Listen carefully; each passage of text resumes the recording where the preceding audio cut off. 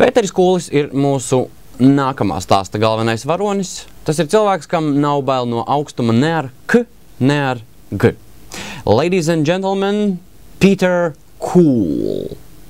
Kas vēlās braukt uz Kaukāzu vasarā, lai piesakās tur un tur pēlpies. Nu, es pieteicos.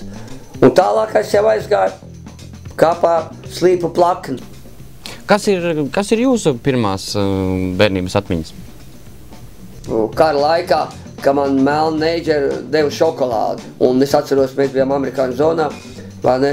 Un es atceros neidžeru, bet es baigi maz vēl atceros, pārējais jau varēja teikt māmu, bet to es atceros, ka neidžera man deva šokolādi. Es jau pieteikumā pateicu, ka jums nav bail no augstuma. Jums tiešām nav bail no augstuma?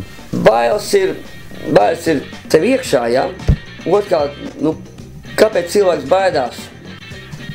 Viņš baidās nosisties. Es nokritīšu, nositīšos. Un Dievs zina, kāda šitā tēma aiziet, ja? Viņš to paplašina, ja? Man, teiksim, tāda problēma nepastāv, ja? Nu, nepastāv. Nu, es nevaru teikt, ka es nebaidos, es toši nebaidos. Es noteikti ne. Ko jums nozīmē kalni? Cilvēks augšana, man tiešām tādā brīdī, kad es uzkāpu augšā, nonāku lejā, nu, jūra man ir līdz ceļiem, es ļoti labi, es iekšēji jūtos labi. Neviens jau to neredz. Man jau nav te skatītāji apkārt. Es pats jūtos kolosāli labi. Es zinu, ka es esmu atkal to robežu savējo varēšanas. Nu, baigi tā palicis.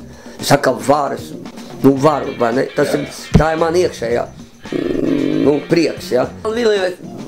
Es jau vairs nevaru, man vajag tavus kalnos braukt. Man vienkārši vajag. Sakiet, kas ir tas pats svarīgākais, ja grib iekarot virsotni? Jāpiespiež sev ar, ieņem savā galvā 10 soļi man jāiet.